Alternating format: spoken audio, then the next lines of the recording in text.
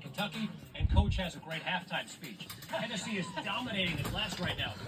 If you want to win at Tennessee, you got to rebound the ball on the defensive end. You got to compete offensively. You don't do those two things, you have no shot winning this game. Right now, Arkansas is not doing either. They've got to compete defensively as well. Too many offensive rebounds for Tennessee, middle ball screen, lob plays. My thought is also for Jimmy Dykes. A great decision by your daughter going to Tennessee, Jimmy. She's the all-time Tennessee homer. Hey, I was hoping she'd hold out for more NIL money. As a dad, you know.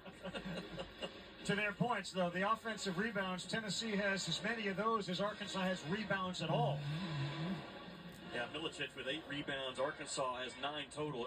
Tennessee 25-9 on the glass. To the point made in the studio, man, you don't want to rebound, you don't want to win. I've said it in all games in the league over the years, and that's showing up right now.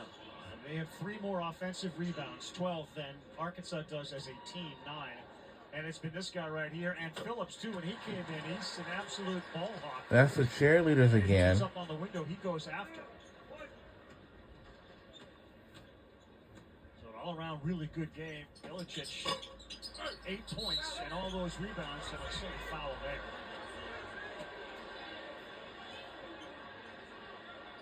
Tennessee has defended their tails off without fouling.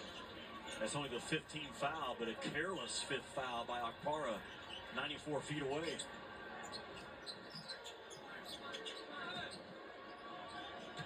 Bear hug the ball. That's how Tennessee teaches their on-ball defense. They want to be wide and spread out like you're bear hugging someone. So far, pretty good job by the guys in white. Fran, 5 points. Hero, 4 points. Big C's 3 is good. He can certainly do that. In fact, everybody seems to be able to do that. Doesn't matter how tall you are, you're shooting threes. Yeah, he's one of the better pick and pop threats in this league. At that 5 position, shooting 45% from that 3-point line.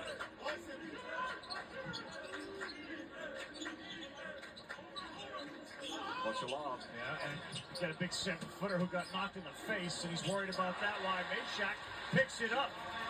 Great job by Meshack to bam, deliver the blow himself, and then get himself to the backside of the rim. And hey, got it ripped apart.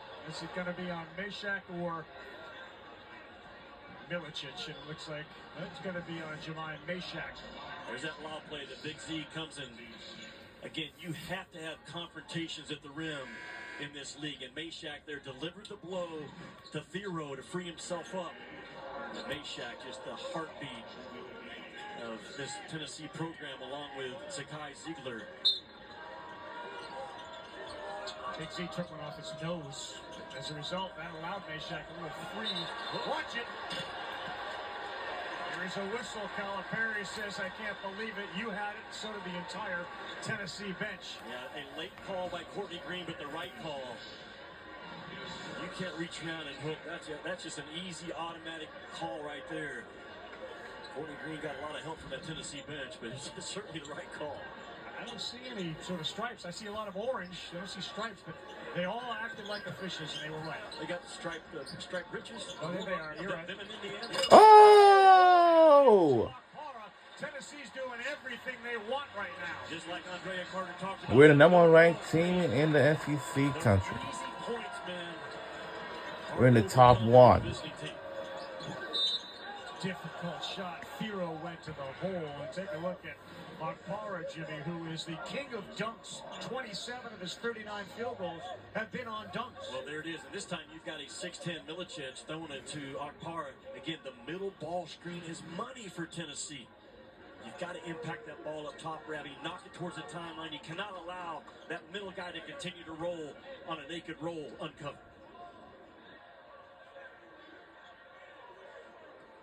It's very easy when you look at the box score to see the biggest differentiator in this game have been the work on the glass that Tennessee has done. What a day. Women's hoop doubleheader tomorrow on ESPN and the app. Hannah Hidalgo A terrific shooter. Number 3, Notre Dame. They get 17th ranked North Carolina at 1. And then right here, Tennessee, number 15 in the country, also unbeaten. Host number 9, Oklahoma. Hidalgo leading Notre Dame with 26. But man, how about the men's and women's programs here? The only 2 teams in the country that are undefeated from the same campus. Kim Caldwell, in her first year at Tennessee as the women's coach, she has gotten those gals in shape. They average, Rabbi, 98 points a game, the Lady Vols. They've gone over 100 6 different times. They put 139 on North Carolina Central earlier this year. And that Tennessee women's program started off unranked. And there they are watching today, but man, they are a handful. Ziegler thought he had deflected that off of Boogie Fland. It'll stay Arkansas ball. But look at how difficult a time Arkansas is having getting it in. What's a very important 139 now for Arkansas. You don't want this thing to grow to a 20-point lead. It could if they don't close this last 90 seconds out well. Get it to Knox. He's got a man under the No! Oh! That's the gamble when you extend your defense 94 feet, is losing a shooter, a 3-point shooter at the back of your press breaker or a dunker out of the dunk spot. And Brazil playing his best basketball as a Razorback lately. That's gotten a physical game. That's a really nice pass. And Kate Phillips with an energy play and a hustle play to break it up. And again, have a confrontation at the rim. Very important.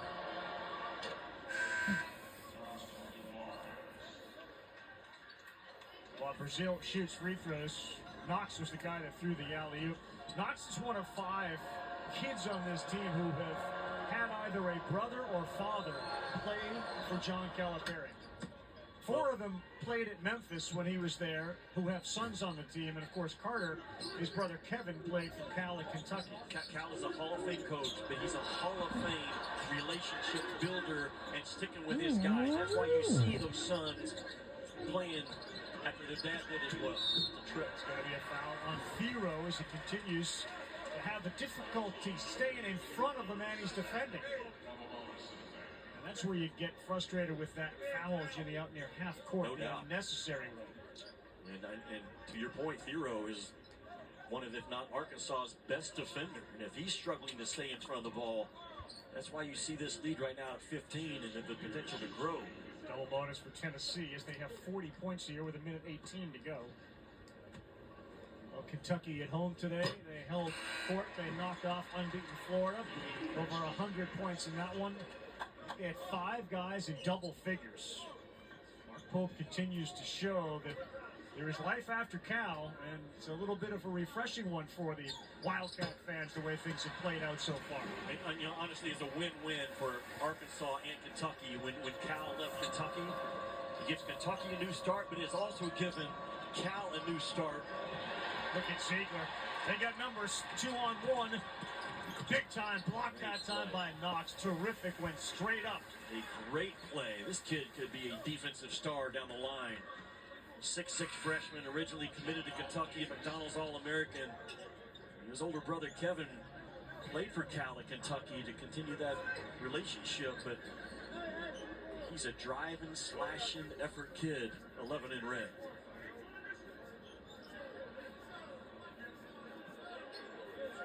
His brother Kevin now in the NBA's G League.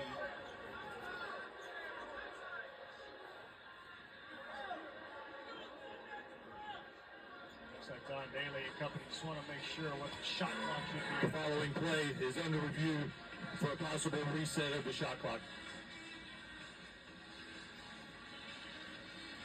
Give us a little opportunity. Let's talk a little bit about the top of the SEC, because we talk so much about the conference itself.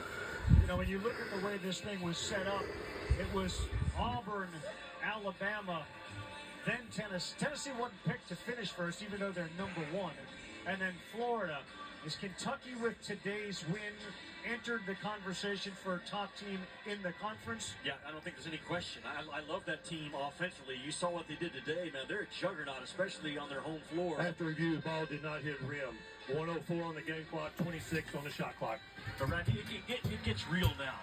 Rick Barnes told his team yesterday, Every individual stat you've accumulated, every team stat that we put up means nothing right now as we step into the most difficult conference in all of college basketball historically. And I know you have to be complete on both ends of the floor. Tennessee, one of those teams right now in the top 20, both offensive and defensive efficiency.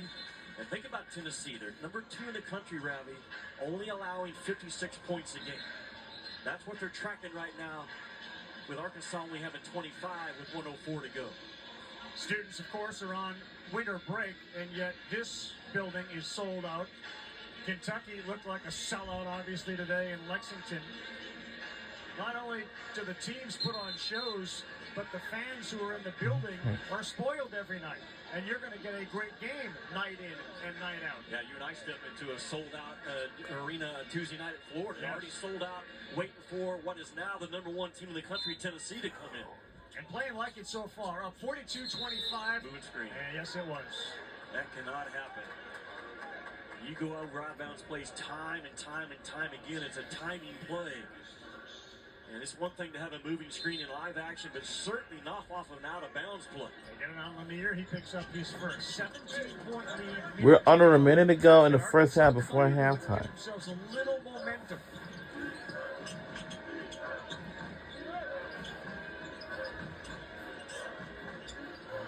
And shooters on the floor with Wagner, Davis, and Fland.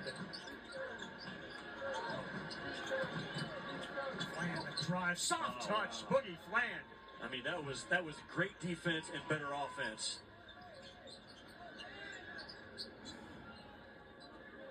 And about a 6-second difference, and Rick Barnes is going to try to set up a play here with 22 on the shot clock. We got a timeout here, and we will take it with him. We'll be back in 30. And we'll be right back here in 30 seconds. We'll be right back.